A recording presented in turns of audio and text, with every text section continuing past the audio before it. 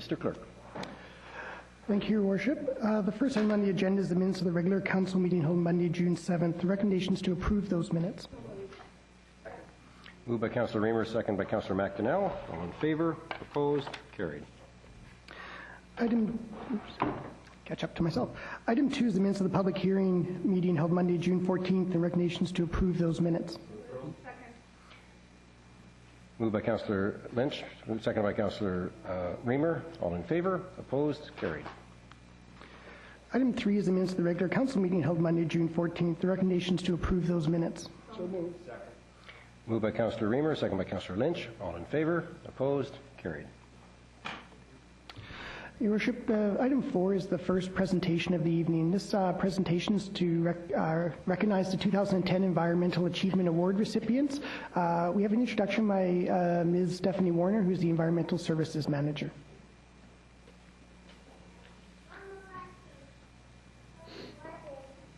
Welcome, Ms. Warner. Thank you. Tonight we are recognizing the achievements of our environmental volunteers and honoring the recipients of the 2010 Environmental Achievement Awards. The Environmental Achievement Awards are an opportunity for the City of Coquitlam to recognize volunteers who have demonstrated an outstanding commitment to promoting, preserving, and enhancing Coquitlam's natural environment.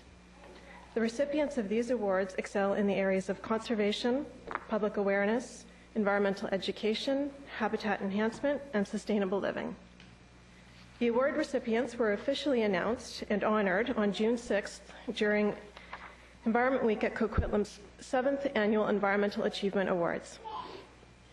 We would now like to publicly recognize our 2010 winners, and I'm going to ask Mayor Stewart to please announce their names, and if the winners could please stand when their names are announced.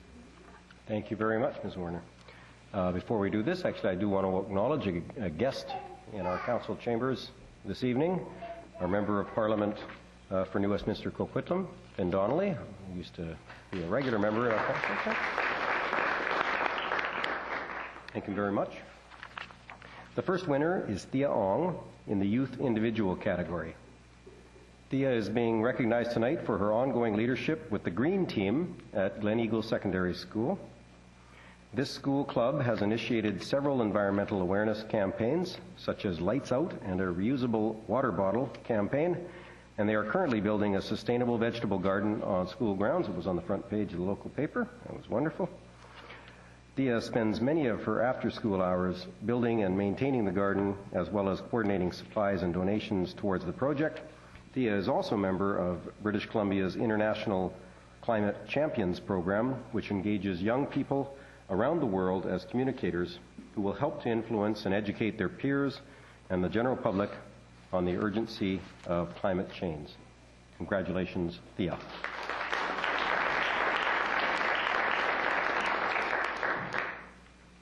The next winner is a whole bunch of winners. The Ranch Park Elementary Green Planet Club in the youth group category. Representing them. The Green Planet Club was formed after students won the Golden Show Award for the International Walk to School campaign in September 2009. Walk to School is one of the issues on tonight's council agenda. The club is action-based and is comprised of 25 students in grades 1 to 5 that organize school-wide sustainability activities. Their current focus is waste reduction, and they coordinate weekly litterless lunches each Wednesday for the school. The club also participates in litter cleanup and encourages students to refrain from using disposable water bottles. Congratulations to the Green Planet Club at Ranch Park Elementary. The adult individual category, we would like to congratulate Chris Hemming. Chris is a retired teacher and has been volunteering for the Hoy and Scott Watershed Society since 2001. Each week, he feeds the coho being raised at the hatchery and carries out hatchery duties. His interest in teaching has been transferred from the classroom to the outdoors, where he regularly teaches students, summer camps, and the public about salmon life cycle. His caring, gentle manner draws people in and encourages them to listen. Chris also removes invasive plants along Hoy and Scott Creeks, participates in tree planting projects, volunteers for the Adopt a Trail program, and coordinates interpretive signage near the hatchery. When he's not volunteering for Coquitlam, he's volunteering at Science World or the Tynehead Fish Hatchery in Surrey. Congratulations, Chris, and thank you.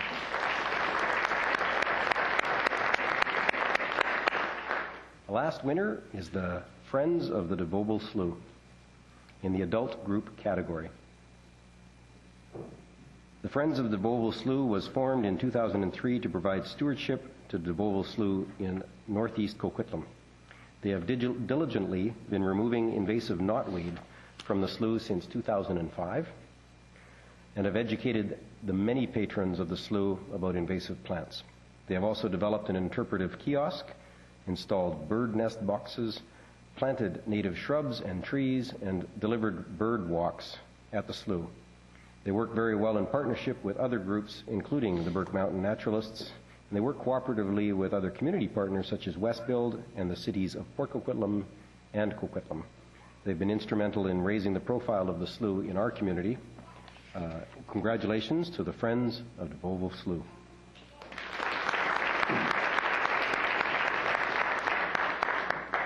We'd also like to acknowledge 3 individuals who received an award for excellence in environmental service to our community. The first recipient is local business owner Gary Elgier with Riverside Fly and Tackle. Gary volunteers his time and donates resources to coordinate an annual cleanup of the Coquitlam River, which is now in its 9th year. This year's cleanup will be held the weekend after the Canada Day weekend. Thank you. And thus explains his visit tonight. The next recipient is Finn Donnelly. Finn Donnelly is being recognized for his work as the founder of the Rivershed Society of BC, which was formed in 1996. He has also served as a Coquitlam City Councillor from 2002 to 2009 and is now a Member of Parliament for New Westminster, Coquitlam, and Port Moody. Sorry, I forgot the Port Moody in your title before, but congratulations. We would also like to acknowledge our local Bear Aware coordinator, Drake Stevens, who stood up earlier. Drake frequently goes above and beyond his responsibilities as Coquitlam's Bear Aware coordinator. He responds to local wildlife distress calls on evenings and weekends, and recently spent 8 hours observing an abandoned fawn to ensure its mother came back to collect it. 8 hours. Now we would like to recognize, thank you very much.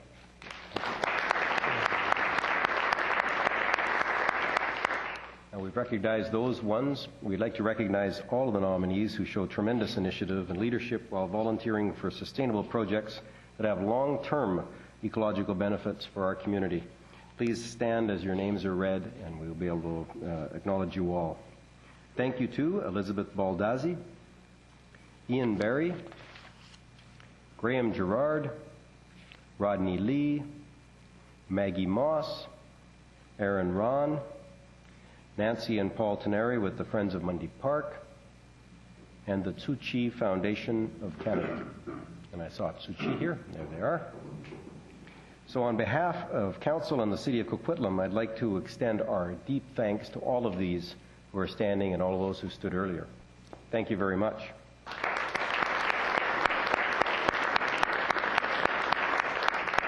There's no question that these individuals and groups make a tremendous contribution to making our city a better place and our community a better place. And Council, I join with all of Council in thanking and acknowledging them. Thank you. Mr. Clerk. Thank you, Your Worship. The next item, item 5, is a second presentation. This one concerns recognition of Warrant Officer Ellick Powell.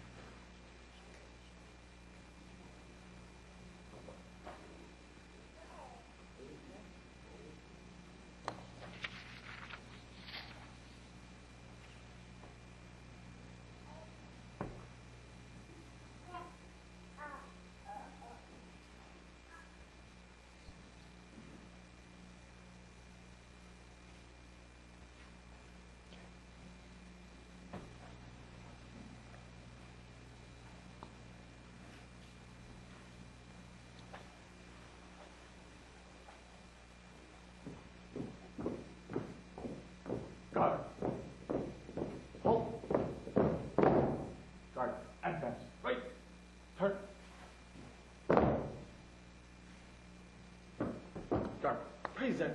Arms. Order. Arms. Thank you very much. Warrant Officer Powell, we are proud of your contributions to Canada's efforts to fight terrorism and to help people in a distant land who seek the same foundations in life and in freedom that so many of us here in Canada, here in Coquitlam, take for granted. A safe and prosperous community where our children are free to learn and pursue opportunities to lead a happy life.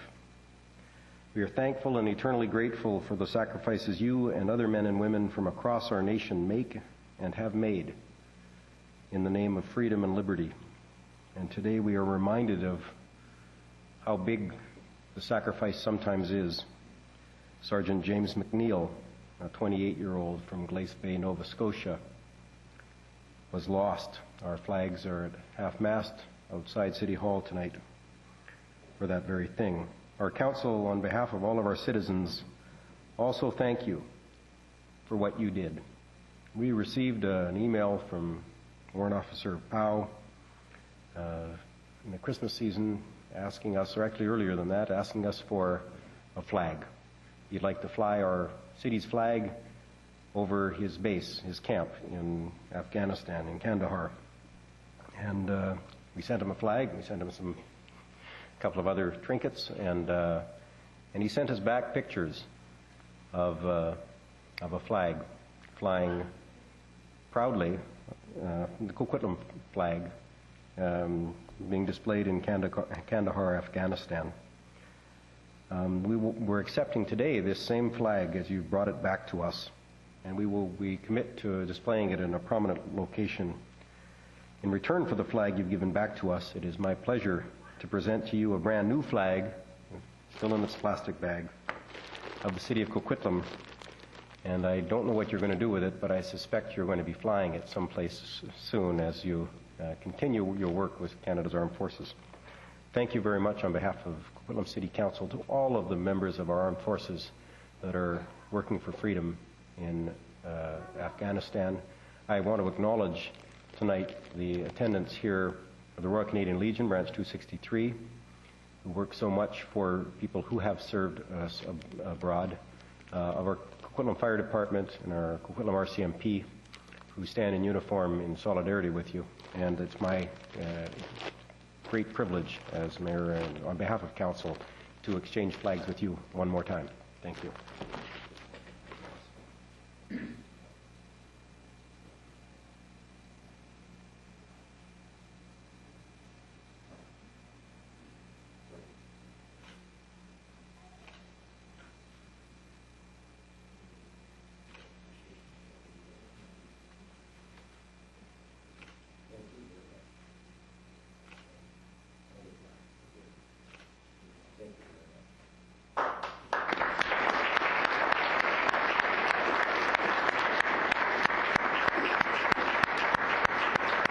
I just want to thank everyone, Your Worship and councillors. Thank you very much for me to have the opportunity to fly my home city flag in Kandahar City, Camp Nathan Smith. It made my 7 month there very home, and made it go by faster than it would have been. And every time I go back to my quarters, I see the flag and remind me back home to my family. And today, like the mayor said, unfortunately we lost 148th member to IED, and I'd like to request for a moment of silence, Your Worship. Start. Remove headdress.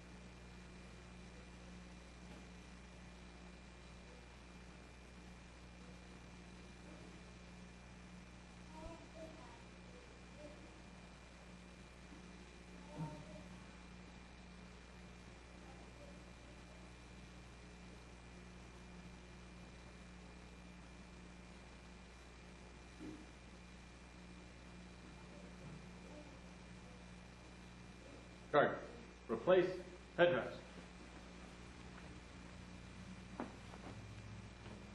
Thank you much, Your Worship and all councilors.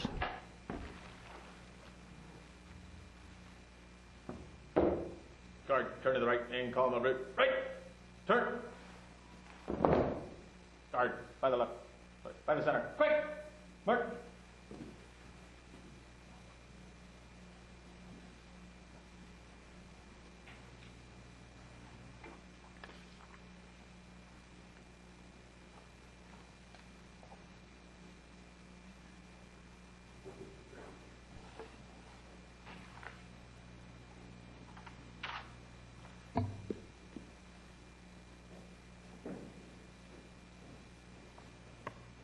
Well, I want to acknowledge, again, all of our armed forces. I can't think of a more meaningful tribute than to have our city's flag flying with one of our citizens.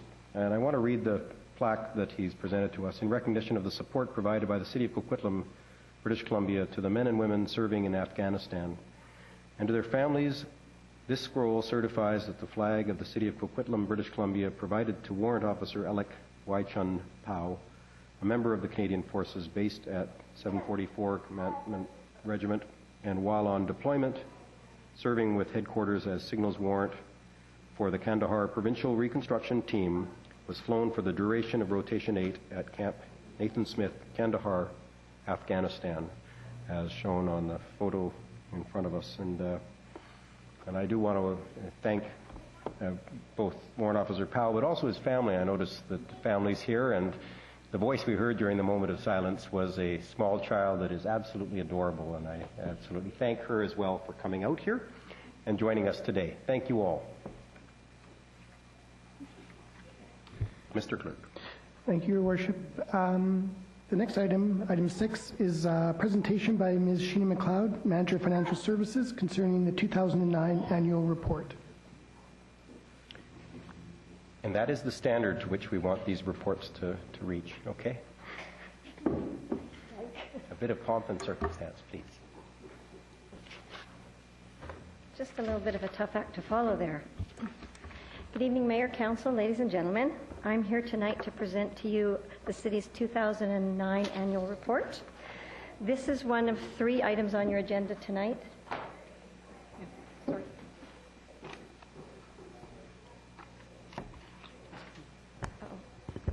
Did I do something bad there?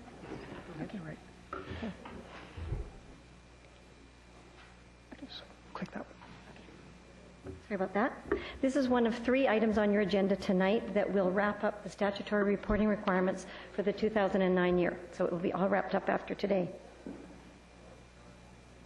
As you all know, the city's work program is focused on 5 strategic goal areas: to strengthen neighborhoods, to expand jobs, to increase participation, to increase and build sustainable infrastructure, and to achieve excellence. And I'm happy to tell you at the end of the year that we have made progress on all of these goals. Of course, there are an awful lot of items for each one of these goals. I'm going to pick a few highlights and sort of one measure, but there's actually a lot more detail behind this. Anyway, in looking at strengthening neighborhoods, after all of the snow that we had in 2008 and the early part of 2009, we spent some time this year looking at our snow and ice removal policies and procedures and trying to improve our snow response. We also took a look at our Neighborhood Snow Angel program, which is a program that matches up volunteers in the community with seniors so that we can make sure that our sidewalks are as safe as possible during snow events. Our planning department spent some time and completed their Southwest Coquitlam area plan. And of course, we spent some time focusing on our graffiti eradication to make sure that our neighborhoods continue to look very beautiful. Our strategic measure for this, or the key one, is quality of life in Coquitlam. And I'm happy to tell you that 98% of Coquitlam residents say the quality of life in Coquitlam is good or very good. In looking at local jobs and expanding jobs, during 2009, the city adopted our economic development plan, which seeks to capitalize on our transportation infrastructure in order to assist our businesses. A really good example of that is the investment that we're making on the King Ed Overpass. That will open up access to the Pacific Reach area for businesses down there. We also continue to work on our QNet project and support our business improvement areas. Now, our measure for this is the percentage of residents living and working in the city, and that has remained constant at 28% in 2009, so it's the same as 2008. It didn't grow, but in order to keep up with population in an economy like this, that's probably not too terribly bad. Our next goal is to focus on participation, and there were lots of great reasons to participate in Coquitlam in 2009. 2009 was the first full year of operation of our town centre sports field facility, and we hosted a number of really big tournaments, both field lacrosse and soccer. We also were a venue site for the World Police and Fire Games. We had a number of festivals there, so it was a pretty successful year from that point of view. We also got started on a Get Active, Get Connected program. Not everybody knows how to start participating. They don't know where to start. They don't know where to go or what would match their lifestyle. So we have a program where people can get information from our Leisure and Parks Department to get them into the right place that suits their lifestyle. We also used our Cultural Capital of Canada grant money to host a number of festivals and events in the community. We had the First Nations Canoe Project. We had a Canada Day celebration. We also had the BC Highland Games and the Korean Festival during the year. And our measure in this area is the number of citizens engaging in participation weekly. And that measure went from 3.9 in 2008 up to 4.5 in 2009. So that one's a pretty big success. In terms of building sustainable infrastructure, everyone will have seen lots of paving going on with our road rehabilitation program, and they'll see lots more in 2010 with our Infrastructure Stimulus Fund grant that will see the paving of Lougheed and Barnett. We also spent a lot of time working on rebuilding our sports centre, and it includes a number of green initiatives and energy improvements, so that should help out. We also had some energy upgrades at both City Hall for lights and a heat reclamation program at CCAC. Now, this is a more difficult thing to measure, and the measure that we're looking at for this particular goal is the percentage of capital reserves to our depreciable assets. One of the measures of sustainability is, are we able to replace our assets at the end of their useful life? And so this is a measure of how much savings we have for that purpose in comparison to the size of our asset base. And in this year, it's approximately 10%. It's down 1% from last year, which is actually quite understandable given that we had an increase in our asset base of $83 million this year. So pretty hard to keep up with that, particularly in this kind of an economy. How well we progress on this will depend on how well we're able to save for asset replacement in the future. Our next goal is around achieving excellence, and we did a lot of things in this area. We updated our strategic plan in 2009 to make sure that these goals that we're working toward are actually the goals of the citizens. We initiated a customer service training program to make sure that we give our residents the best possible service. Our planning department worked on their development application process to speed up development approval timing. And we continue to win awards for our financial reporting and budget reporting.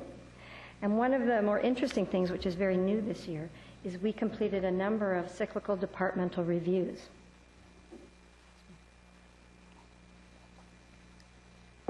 This is a new thing for Coquitlam. We had 3 departments that we reviewed in 2009, the Communications Department, Environment, and Land Management. We also got started on 2 other ones, Fleet Management and Public Works, which will be coming forward throughout 2010. Each of these reviews includes a detailed look at our processes and procedures to look for efficiencies and better ways to do our work. And it also includes, the second part, is a detailed budget review, which includes a 3-year variance analysis on a line-by-line basis to make sure that we look at every budget item and we make sure that we see exactly where the money's going. Each of these reviews ends with a big fat binder that looks like this. I'm sure council remembers them. And what we're trying to do there is make sure that we're following up and looking at our budget and getting into the right place. Our key measure for this is taxpayer confidence and value for tax dollars. And I'm happy to tell you that 86% of our residents believe they get good value for their tax dollars. That particularly one makes me happy. That's up 1% from last year. So while we had a pretty good outcome for the 2009 year, it was certainly not without its challenges. We did have to do a little bit of belt tightening during the year, and I hope you like my newest little piggy bank. Most of the challenges were really from a financial point of view. We started out the year, and with the change in the economy, it was pretty clear to us that we were going to be looking at a pretty significant revenue shortfall.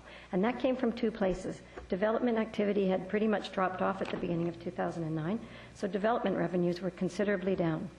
Also, interest rates dropped from about 3.5% in 2008 all the way down below 1% in 2009.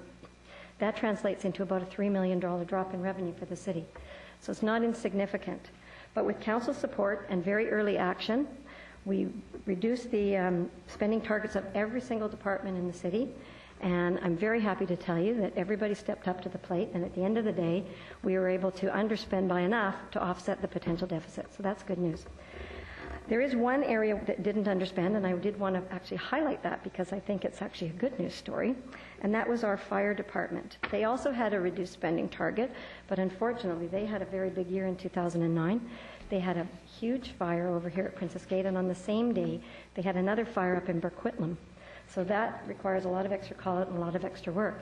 In addition to that, our fire department sent a crew with a truck up to Kelowna to help with their summer forest fires.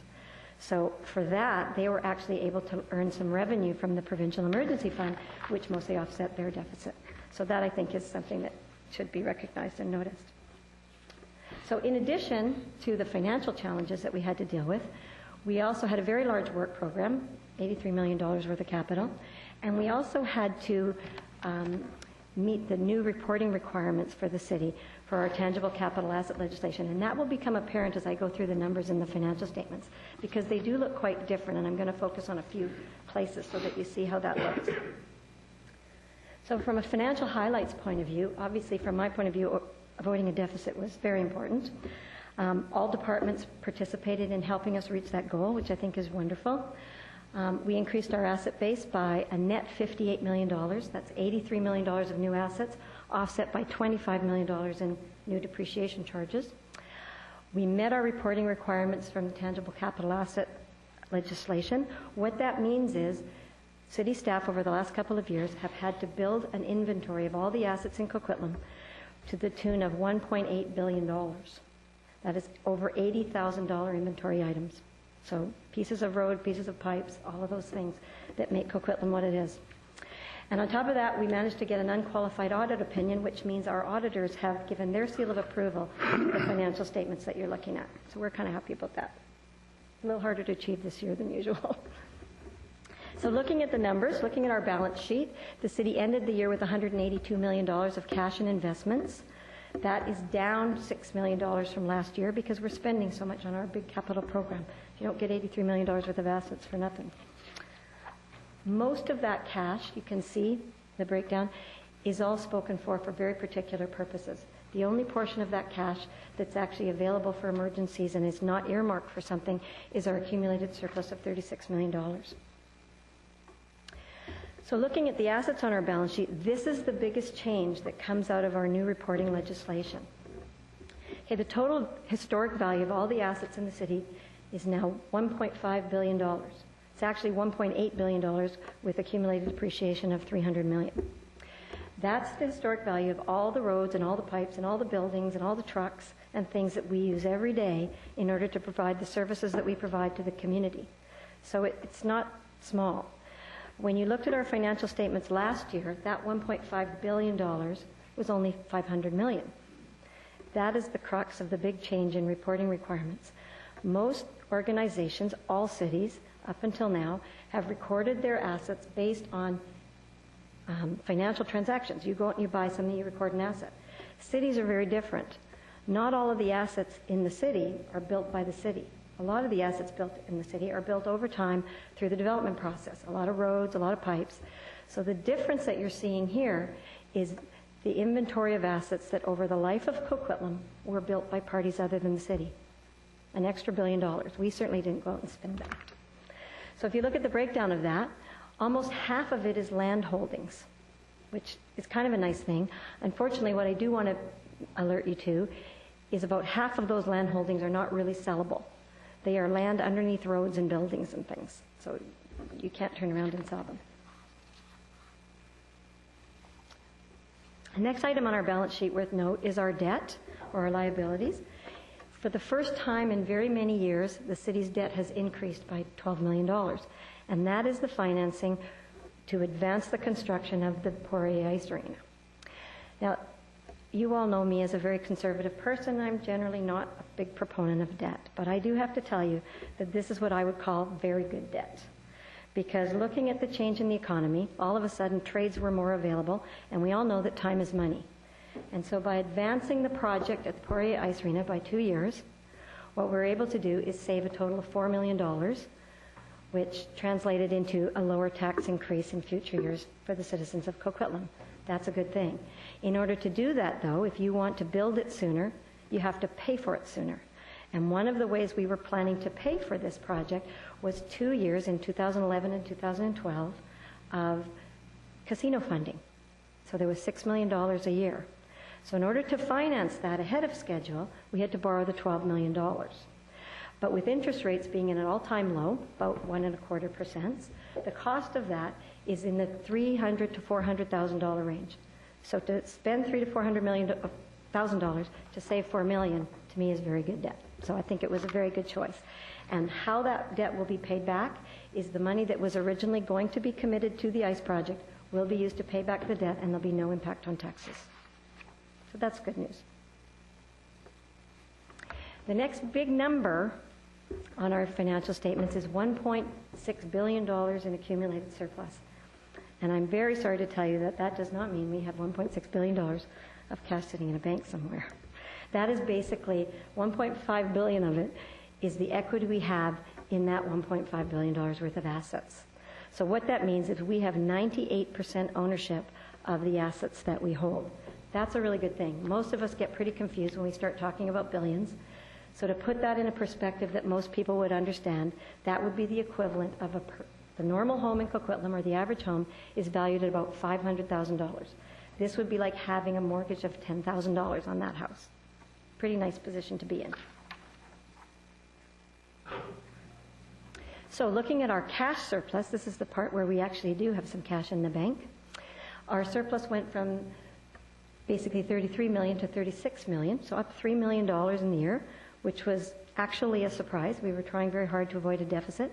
The bulk of that surplus came from water, the water fund, 1.7 million of it, and that comes from a reduction in the volume of water that we used in the year. So our water conservation programs are actually working and helping us to reduce our costs, so that's a good thing. In the general fund, we worked very, very hard to get to zero. We cut our expenses and everybody cut back, and at the very end of the day, we had an actuarial valuation of our employee liabilities, and they came in with a surplus of $1 million. So generally speaking, we reached that target with a whole lot of hard work and a little bit of good fortune at the end. So switching to our operating fund, our city revenues for the year were $212 million, and as usual, 80% of those revenues comes from two sources: taxation and fees for specific services. The remaining 20% comes from a pretty even mix of investment income and grants and casino money. On the expenditure side, this looks a little different. Expenditures total $167 million, which I know some of you are pretty good at mental math and will have quickly gone to, gee, that means a $45 million surplus. Well, not so much, unfortunately. How we report this now is a little bit different. We record depreciation expense in these expenditures, but we don't record capital assets. So when you put in the net capital assets, which are $83 million of new assets offset by depreciation, $58 million, the difference comes out to $12 million, which is our new debt. So unfortunately, we pretty much broke even. So what does all this mean at the end of the day? What it means is that we came through a pretty tough economic time. We had a pretty hard year, and with a whole lot of hard work and a little bit of good luck, it ended up very positively, and we're in a very healthy position to face 2010. So, any questions? Thank you very much. I have two councillors. Councillor Sikora. Thank you very much. Sheena, I think you probably, if you didn't get any questions off me, you'd feel real bad. No, I wouldn't. I'd feel real good. So I will ask you a few questions. I got a whole load of them, but thank you for your generosity. Should I get my calculator, Councillor Sikora? Should I get my calculator? The page is number 17 on the blue book. 17 Yeah. in my blue book, okay? You said you had a shortfall of in revenue of 4 million, right? Approximately, yep. Yeah, and then in here it shows that you climbed from 32.7 million to $36 million in surplus. So that means only one thing, that you gained about $4.3 million in the surplus. Am I correct? I'm sorry, I was distracted. I think it was a ploy. I think he was helping me out. There's no vodka in that water, okay? Darn. Okay, but anyways, your shortfall in revenue was 4 million, and yet you climbed in surplus 4.3 million, from 32.7 to 36 million. That's right. We had a shortfall in revenue, and what we did was we reduced everyone's expenditure targets in order to make sure that the underspending offset the under revenue.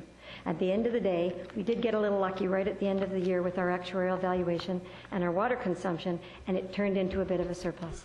But that's a good news thing. That was a pretty good hit on the taxpayer, with, being $4 million in shortfall and then $4.3 million in surplus in 1 year. To me, and I'm just speaking on my own behalf, I would have much rather seen the surpluses probably at $2 million instead of 4.3, and lower the taxes for the residents. But that's me, okay? Now, you have here temporary investments. You went from 2008 from 141 million to 179 million. How does that happen? Which page are you on? Page 29. 29. Almost on top. Second line from top. Temporary investments.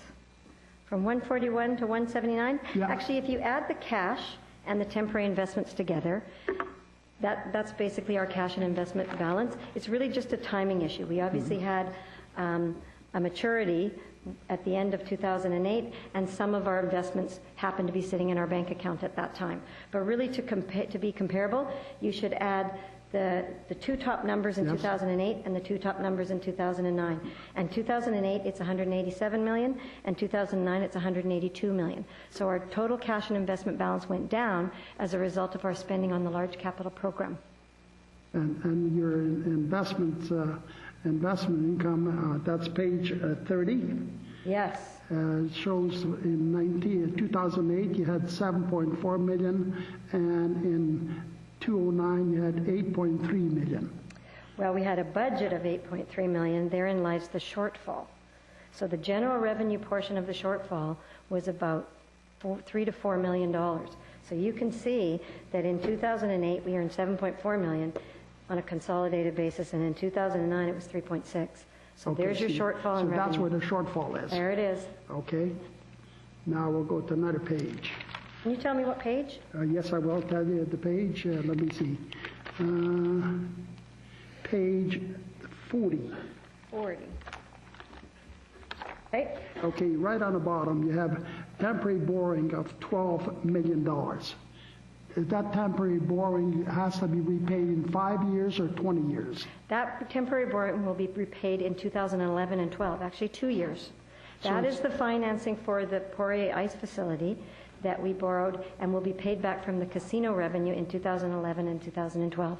It's just a short-term difference, and it'll have no impact on taxes. So it has to be paid within 5 years, right? Yes, it does. Okay, now going into 5 year term, even at that it'll be over $5 million per year, $2 million per year.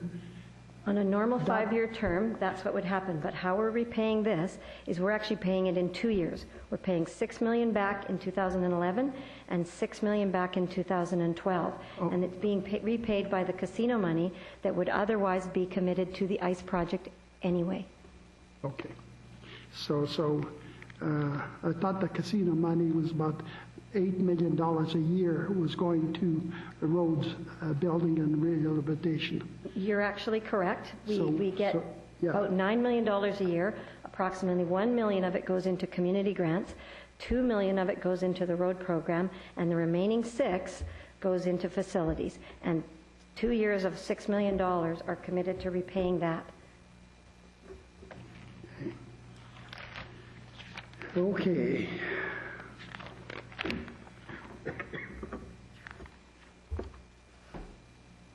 Yes, and on page number 46, I believe it is, 46.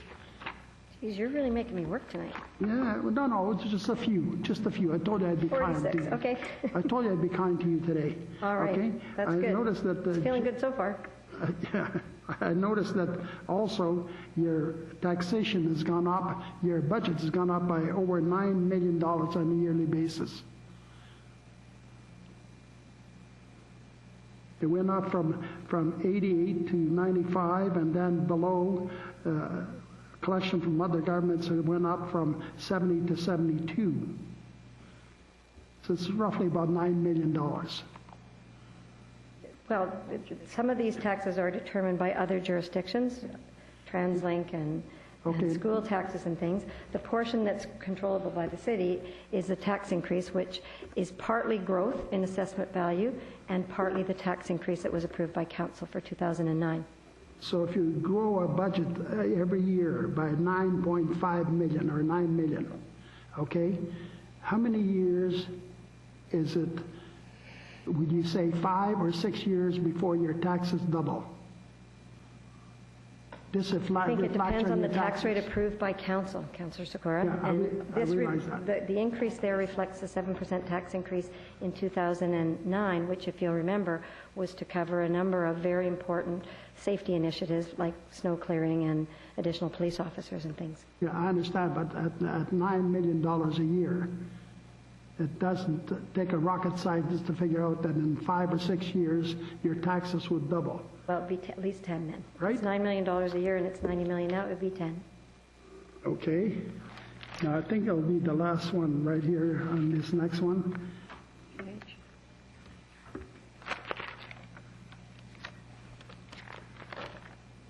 I think it was the last one. Thank you very much. Thank you. Any other questions? Okay. Thank you very much. Councillor Lynch.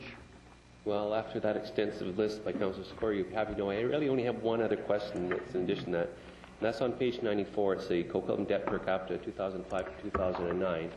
94, just sure. get there so I'm on the same page. And there's a trend there from 2005 to 2008. We're steadily going down in debt. And then in 2009, it went up. Is that a reflection of the 12 million short-term borrowing? Absolutely.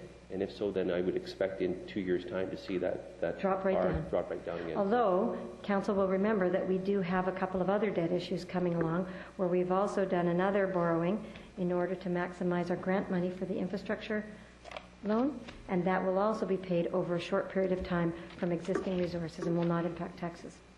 Okay, so if we make no further decisions like that, we should see a return to the historical. Yes, you should. Okay, thank you. Thank you very much. Seeing none others, I do want to thank you on behalf of council, and I want to thank all of staff on behalf of council. And I'm going to read a little half a paragraph from the report because I think this year turned out differently than it started out. This year started out with an economic crisis around the world that had drastically affected our investment incomes and a number of other things. And I'll read then. Although at the beginning of 2009, the city was predicting a $4.5 million revenue shortfall, primarily due to record low interest rates and lower than expected development revenues, the year ended on a positive note. A combination of belt tightening and a year-end increase in development activity translated into a $1.1 million operating budget surplus. And I just take my hat off to staff, council, all of council who worked through the budget over and over again to try to figure out ways to manage in the short term a revenue shortfall that was not of our making and come out as a surplus. And I think the taxpayers have every right to look at the work that staff did with a lot of thanks and appreciation, because it didn't look, and a lot of communities had to suffer through some drastic and enormous challenges on the fiscal side. So I take my hat off. Council takes their hat off, and thank you very much. Thank you. Just before I sit down, I just would like to take a moment to say thank you to council for your ongoing support of good financial practices. It makes us feel good. And I'd like to say thank you to all the hardworking staff in the finance department that actually made this good financial plan, and to the communications department who always manages to make the boring financial stuff actually look kind of jazzy. Kind of nice. Thank you. Well, I wouldn't say jazzy because I don't like jazz. Mr. Clerk. Thank you, Your Worship. Next item, item 7, is the minutes of the Land Use and Economic Development Standing Committee meeting of Monday, June 14th. Recommendations to receive those minutes. Moved by Councillor Lynch, second by Councillor Reamer. All in favor? Opposed? Carried. First item of business arising out of that meeting concerns the authorization for development's variance permit for 1341 Soball Street and 1345 Soball Street. Perhaps before moving the recommendation, we'll call for speakers. Thank you very much. Are there any speakers in the audience to this item? Second time, are there any speakers in the audience to this item? Third and final time, this development variance permit. Are there any speakers to this item? Seeing none, Mr. Clerk. Thank you. The staff recommendations that Council approve the signing and sealing of this development variance permit and that the Mayor and City Clerk be authorized to execute these two permits on behalf of the City of Coquitlam. Moved by Councillor Reamer, second by Councillor McDonnell. All in favor?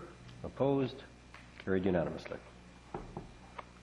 Item 7.4 concerns a preliminary report on a zoning text amendment bylaw. It's Bylaw 4122 to permit electronics collection in the CS1 service commercial zone. The recommendations that Council give first reading to City of Coquitlam zoning text amendment bylaw number 4122 and that this bylaw and its related application be referred to public hearing. Moved by Councillor Asmundson, second by Councillor Robinson. All in favor? Opposed? Carried unanimously. Item 7.5 is a conservation permit for Tamarack Development at 3180 Dayanee Springs Boulevard. The recommendations that Council approve the issuance of this conservation permit with conditions for Polygon's Tamarack Development. Moved by Councillor Reamer, second by Councillor McDonnell. All in favor? Opposed? Carried unanimously. Item 8 is the minutes of the Engineering, Utilities, and Environment Standing Committee meeting of Monday, June 14th. Recommendations to receive those minutes. Moved by Councillor Lynch. Second by Councillor McDonnell. All in favor? Opposed? Carried unanimously. Item of business rising out of that meeting is 8.2, which concerns a local area service at Surf Crescent. The recommendations that Council give first, second, and third readings to Surf Crescent Local Area Service Bylaw number 4116. Moved by Councillor Asmundson, second by Councillor Lynch. All in favor? Opposed? Carried unanimously. Item 8.3 is an elementary school walkability improvements program. There are a series of 6 recommendations which are on the screens before you and in the agenda. Second. Moved by Councillor Asmundson, second by Councillor Reamer. Seeing no discussion, all in favor? Opposed? Carried unanimously. Before we go to the next item. Oh, Councillor Sikora. Yeah, thank you very much, Mayor. Before we go to the next item, Council Adamson and myself were in Chilliwack during the waste management meeting. There was I'd say about 200 people there at least about that, and the discussion was very heated. Fact is, I don't know how this committee would carry on any further with the heat that was in that room. It must have been about 2,000 degrees. I mean, and I guess Johnny Carlisle and Lois Jackson and certainly the mayor from Port Coquitlam were catching an awful lot of heat. Just really, the people were very hot about this development of incineration. And in fact, Mayor, it was a lot of those people that were speaking there were very, very knowledgeable about the facts and figures that they were putting out. They're putting out some facts and figures that neither Johnny Carlisle or nobody could answer. I'm sorry. The waste management. Waste management. We're not on waste management. Sorry, there's a point of order by Councillor. We activate Councillor Lynch's microphone for his point of order. I was just curious. I didn't think that was the item that we're on right now, so I wasn't sure. I can bring her around the table. Councillor Lynch has raised a point of order on that's not an agenda item right now, and so we're going to have to, Council seems to be able to... But it's also in the minutes. We dealt with it last meeting. But we approved the minutes about 10 minutes ago. Do you want, let's have you bring it around the table and sure. We'll allocate a moment for it at other business. Okay. Thank you very much. Mr. Clerk. Thank you. The next item concerns the draft annual report for the Coquitlam River Aggregate Committee, and the recommendations that Council receive this committee's annual report for information. Moved by Councillor Robinson, second by Councillor Reamer. All in favour? Opposed? Carried unanimously. Item 9 is the minutes of the Recreation, Sports and Culture Standing Committee meeting held Monday, June 14th. The recommendations that these minutes be received. Moved by Councillor Lynch, second by Councillor McDonnell. All in favour? Opposed? Carried unanimously. First item of business arising out of that committee's meeting is the concerns of Poirier Sport and Leisure Complex and relates to Poirier Street repaving or paving. The recommendations that Council approve the addition to the scope of the Sports Centre renewal project to include the rehabilitation of Poirier Street between Foster and Winslow Avenues at a cost of $189,800. Moved by Councillor McDonnell, second by Councillor Lynch. All in favour? Opposed? Carried unanimously. Item 9.8 concerns the public art policy and program plan. The two recommendations are that Council approve the public art statement and the report of the General Managers of Leisure and Park Services and Planning and Development dated June 11th in order to help guide the preparation of the plan, and that staff be directed to develop a public art program plan for consideration by Council in March of 2011. So moved. Moved by Councillor Reamer, seconded by Councillor Lynch. Councillor McDonnell. Thank you. I note in the report there's an omission, not mentioned in the report, is the Arts and Cultural Council. And I'm sure that they should be the main contributors to the art policy, and I'm hopeful that the General Manager can shed a little light on that. Ms. McKay. Yes, thank you for the opportunity to highlight that, and I do note that it is an omission in the report. In the accompanying presentation that staff did to committee, it was highlighted that the new Cultural Advisory Committee will have a very important role to play in the development of this program. We expect that they will have a first look at it when they first convene in September and begin to develop the questions to frame out the program plan, and then in late fall of 2010 they'll be very involved in developing the options that will be brought forward to Council in order to meet the timeline. So I apologize that they were not specifically highlighted in the report. It is an omission, and I can assure Council that they will be very involved in every step of the way. Thank you. Thank you, Councillor McDonnell. No, pulled from the okay. The motion has been moved and seconded. The Public Art Policy and Program Plan. All in favour? Opposed? Carried unanimously. Next item is an update on the review of accessible intersections, current standards, and best practices. The recommendations that staff be directed to proceed with the next steps identified in the Coquitlam Accessibility Review as follows.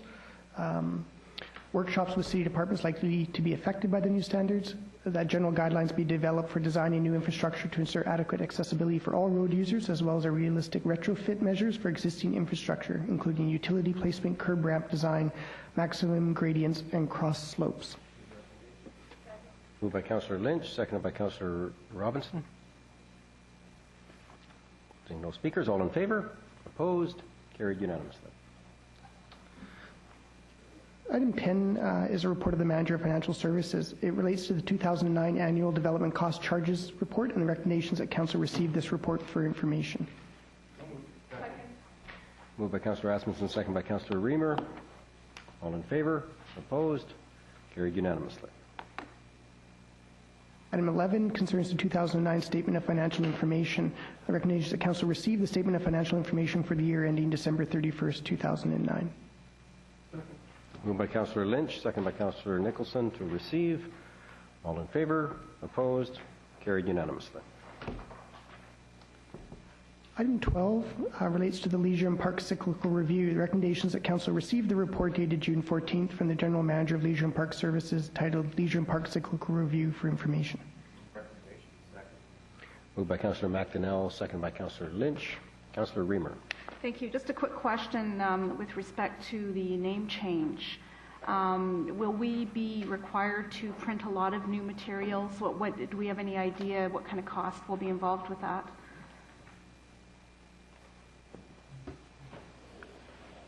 Yes, thank you for the question. The intent of the name change is for it to be done within the existing operating budget of the department. For an example, when business cards are all used up and it's time to reorder, they'll be reordered with the new name. So we will use our current inventory of materials and replace them as we would have normally replaced them and just use the new name. As it relates to our fleet and other capital assets, as part of a communications strategy previously approved, the department names have not been highlighted. So in terms of our vehicles or whatnot, it says the City of Coquitlam, and so we don't anticipate any changes in that regard as well. The intent is obviously not to drive costs with this change, but to better reflect the nature and scope of the services and to do that in a fiscally responsible manner. Great, thank you so much. Thank you. Others, all in favor? Opposed? Carried unanimously.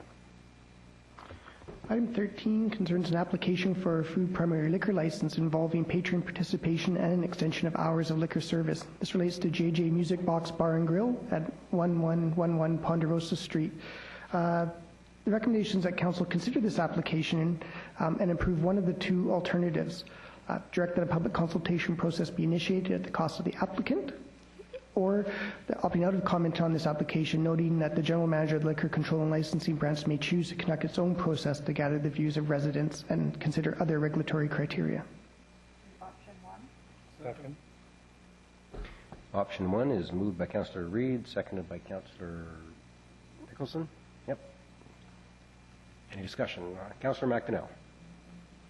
Well, going through the report here, it looks to me like the applicant here is trying to do an end run. It sounds more like a pub or a nightclub that they're trying to go, not a restaurant and not a food primary application. I think they should be applying for the appropriate license, not trying to pull a fast one like it looks like. Thank you. Councillor Reid.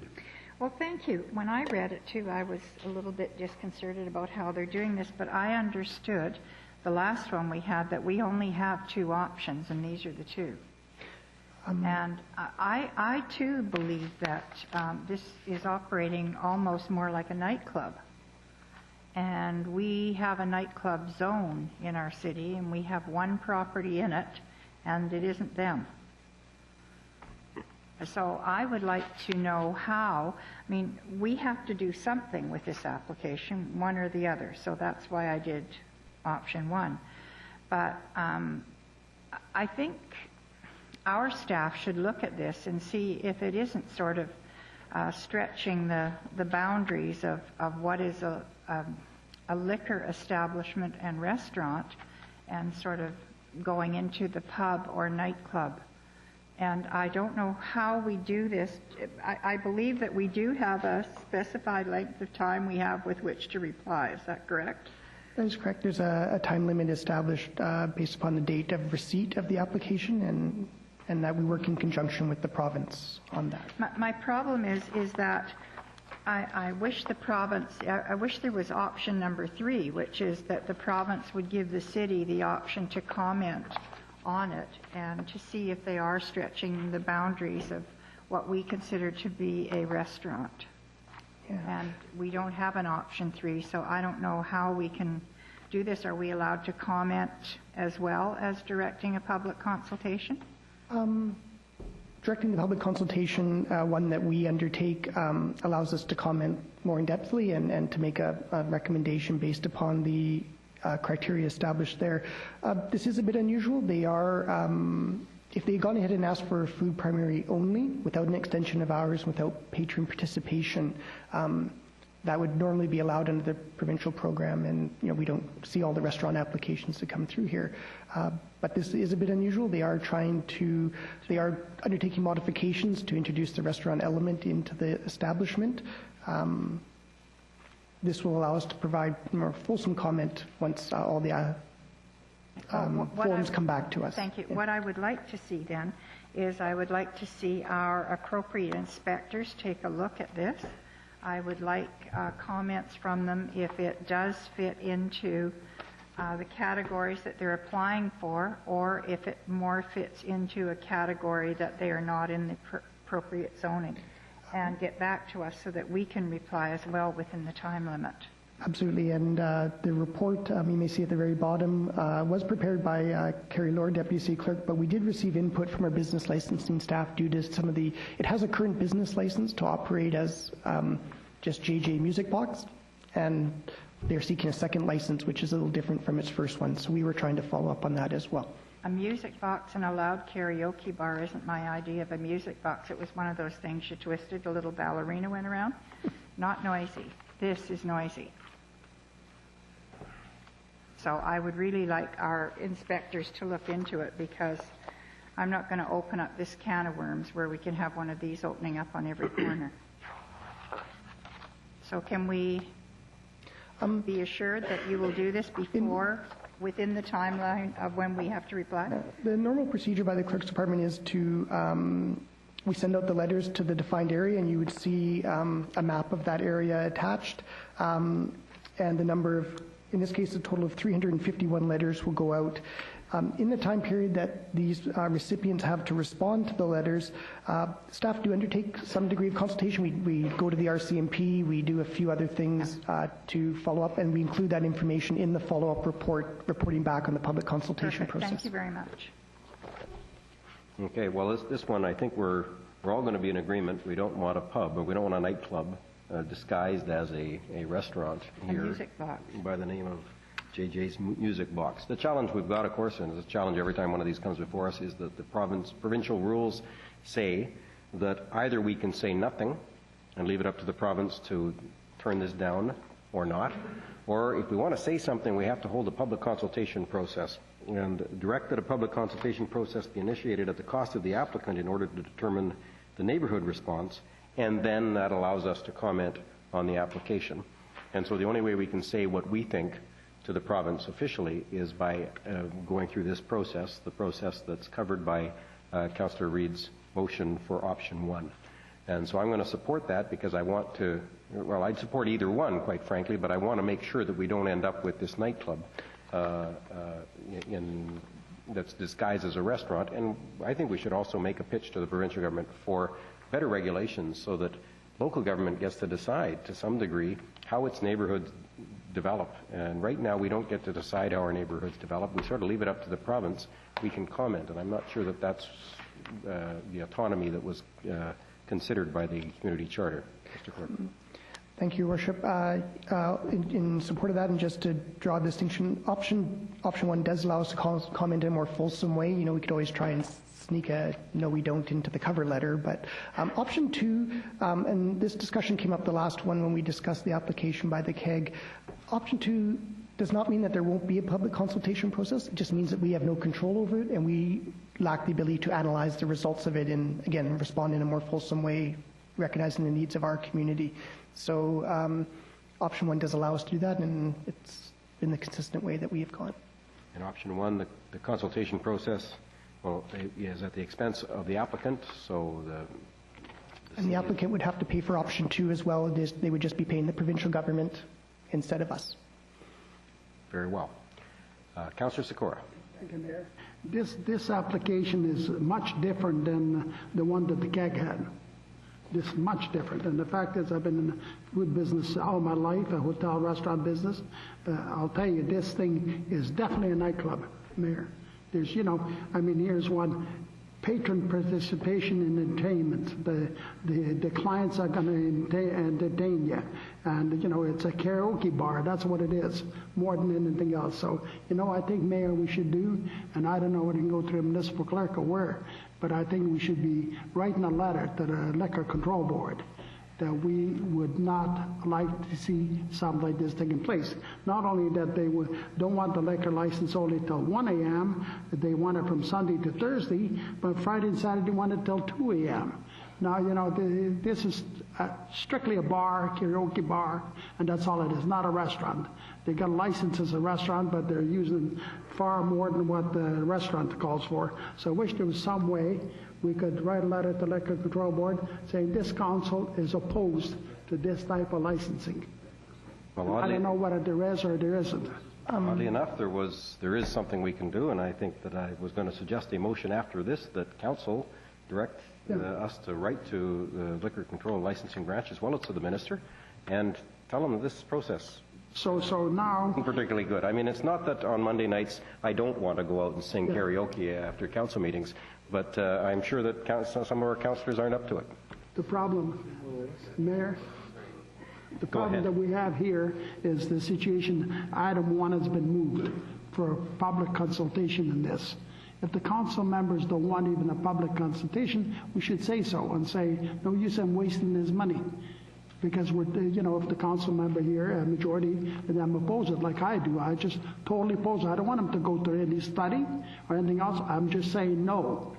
And that's it. And that's the problem that I have with number 1 and what I have in mind. So if you can get some advice from you, how do we go about it? Withdraw number 1 and move on by not approving it?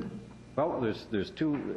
I suspect what would happen if we withdrew number 1, there would be a public consultation process, and the public may well indicate to the province sufficiently that they don't want it, but we would be out of it.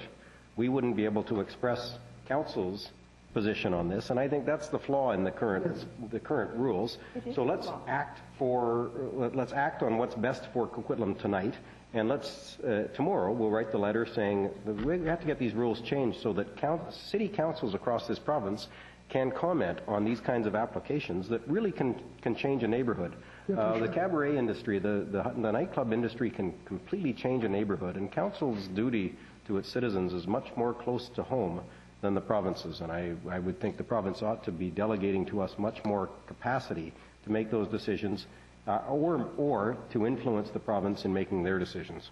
So I would suggest we accept this public process that's before us tonight, and then as soon as this is done, pass a motion that council write to the minister demanding some action, and that we copy UBCM, LMLGA, and, well, not FCM, but UBCM, to have provincial regulations changed so that this stuff doesn't happen in every community across the province as everyone's wrestling with whether or not we want karaoke at 2 in the morning. If I could just ask the clerk, what'd be wrong with us turning this number 1 down and us writing a letter to the Liquor Control Board or Victoria Town, we are not in favor of this? The way the regulation is worded is if you wish to comment, you have to comment against a series of criteria which are outlined in this report. If we opted for option 2, we can write a letter saying we're not in favor, but it wouldn't meet any of the regulatory criteria that are listed in the report, and it does not have to be considered in the same way. If we do option 1, we can say we don't support it because it doesn't meet the goals of our particular area of town. We have some concerns or no concerns, speaking hypothetically, not about this application, about the RCMP concerns or other bylaw enforcement concerns, or we don't support it because it doesn't match the character of the neighborhood. Option 1 allows you to make those comments. Option 2 says the province will ask them to put up a sign at their own cost. The option 2, the province will ask them to run ads in the newspaper at their own cost, and all of that feedback will go directly to the province, and council would have no further comment. So to have the best chance of being heard and to have the best chance of completely influencing the final decision and negating the possibility, we ought to go through option 1, have the applicant apply through that process, and then we can comment and say, no, this is a non-starter in our community. Yeah, and I believe that's possibly why when the new licensing system came up, council put a cost of the applicant, because they didn't want frivolous applications coming forward. I wasn't here at the time, but that would be part of my guess. But because council wanted the opportunity to be able to provide type comments like that. Yep. Thank you. Councillor Reamer. My question is with respect to the fact that the RCMP has expressed concern about the policing challenges associated with the karaoke establishments. So my question to you is, during this public process, can we ask the RCMP for their comment on this specific establishment? Through the chair, yes, we do undertake that as part of our regular process. During the period in which the consultation letters are out to the affected areas, we do an internal follow-up through speaking to such people as the RCMP, possibly business licensing, possibly other factors that we may need to consider. That's great, thank you. And that will be reported back when we report back on the results of the public consultation process. Okay, thanks. Thank you very much. Councillor Reid? Well, I moved option 1, and we've all had the discussion, which is where we want to go. But as well, I'm not sure which committee this would come to, but I would like to see the business license with respect to these establishments, and I would like to see maybe our zoning bylaws, and let's see if we can't tighten up all the zones so that karaoke is not permitted, even if it's not permitted forever, or it's not permitted past certain hours. So wherever it's supposed to go, can somebody in staff deal with it and bring it back? Thank you. I can follow up with Mr. McIntyre concerning the zoning questions. It is generally city clerk staff's practice to come back directly to council. Part of that is we have a certain time period in which we have to report back. And I didn't mean for just this specific one, Mr. Gilbert. We've beat this one to death. I just want to see it for future ones, so that if I have to, let's not. If I, through the chair, may make a suggestion on that regard, then the chair spoke to the idea of writing a letter to the province and putting forward a motion. The clerk's office staff, because of the number of questions we've received about the liquor licensing process and its changes over time and some of the relative complexities of it, we're anticipating preparing a report about certain processes, these types and special event licenses, for example.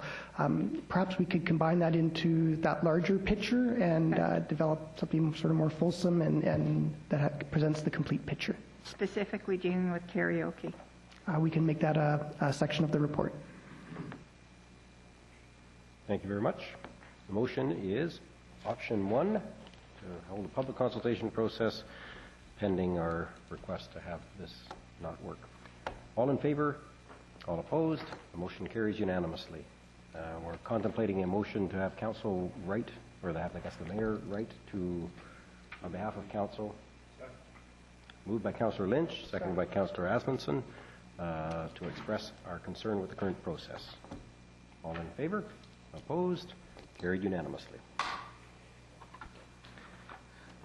Thank you, Your Worship. That is the last formal item on the agenda, and there are no onward transmittal items at this time. Okay, I'm going to open the floor to another item of business then. Councillor Sikora had raised an issue on the wrong spot on the agenda, so we'll put him. Thank you, Mayor. Sikora, go ahead. Thanks to Councillor Lynch for point of order, so I'll give him the pleasure to listen to me for the second time. See, which I don't think you want to, but the fact is that, we did go, Councillor Adams and myself went to Chilliwack for the Solid Waste Committee meeting, and there was a lot of people there, and in fact, there was a lot of people that are very, very knowledgeable. They're putting figures forward that truly did not agree with Metro Vancouver. But Metro Vancouver, it looks like they're stuck into this incineration, and they look like they've got a tunnel vision with the mirror on the end of it, which is the most dangerous thing in the world to have.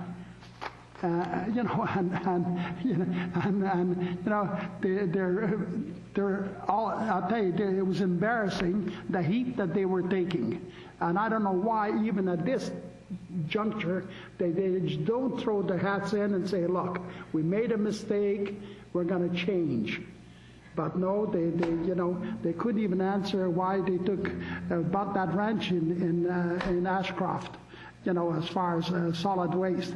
But Cache Creek, just a few miles away, is not suitable.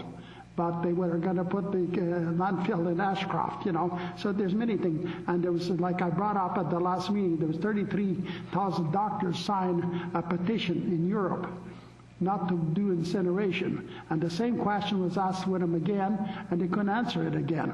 It just goes on and on and on. And I feel sorry for the group of them that were there, because they were catching an awful lot of heat.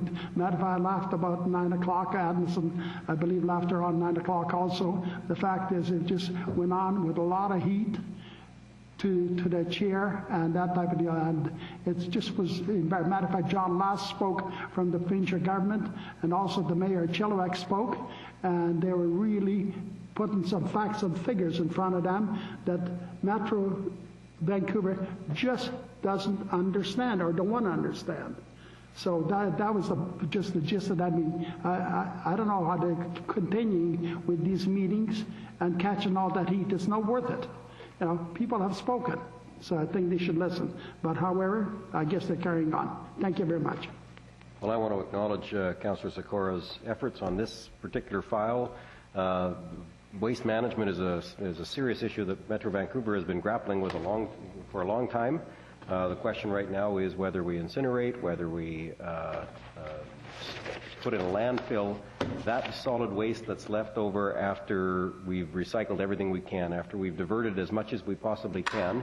We're talking about a diversion rate of 70%, which will leave 30% to be, and that something has to be done with. We burn some of it now, we put some of it in landfills now, and the question that Councillor Sikora raised and continues to raise is where are we going? And I want to applaud his efforts in that regard, and I know that a lot of people are similarly working hard on that. Certainly our committee chair of engineering, Councillor Asmunsen's working hard on that file as well, and I applaud both of them for taking time out to head out to Chilliwack to go attend that one. I know there's meetings around the region as well on the same topic, and lots of work going on in that. And thank you very much.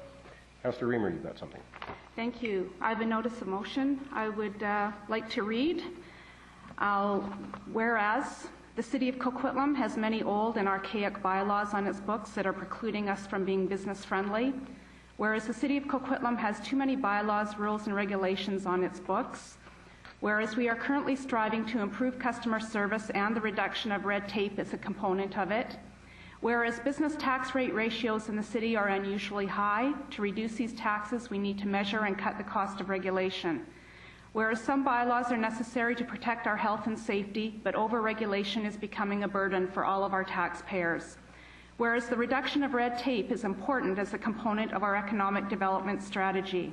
Whereas we are a growing community and it is important we streamline now before it becomes too difficult. Whereas we must provide a good environment for our businesses. When our businesses do well, our community does well. The reduction of regulation is a component of that. Whereas we must focus on the prosperity of our citizens. Red tape gets in the way of that. Whereas we must think outside the box in today's day and age. We must eliminate old, and pardon my lack of political correctness here, stupid rules to pave the way for creative and innovative thinking. Be it resolved that Coquitlam City Council create a commission or committee to examine city processes and bylaws with the purpose of making recommendations that will lead to the reduction of red tape and regulation in the city and the furtherance of good service to our citizens and our investors. And be it further resolved that as per Section 142 of the Community Charter, Council appoint members to this commission and at least one of those members be a city councillor. Moved by myself, Councillor Reamer, and seconded by Councillor McDonnell. Thank you. That's been moved and seconded and will appear on the council agenda at our next council meeting 2 weeks hence. Mr. Clerk. That is if there are no further items around the table, we can move adjournment and proceed on to question period. But before we do that, I'm sure you're going to acknowledge the fact that we just had a unanimous council meeting. Your worship is ahead of me. I've not yet reviewed the notes, but something to be acknowledged. Thank you. There you go. Well done. Council, thank you very much. Motion to adjourn will be in order. Second. Moved by Councillor Sikora, seconded by Councillor Robinson. Don't anyone vote against this. All in favor? Opposed? Carried unanimously. In accordance with Council's rules and procedures, we will now allow up to 15 minutes for questions from the audience on tonight's agenda. Are there any questions? Seeing none, thank you all for coming. Have a good evening and a good week.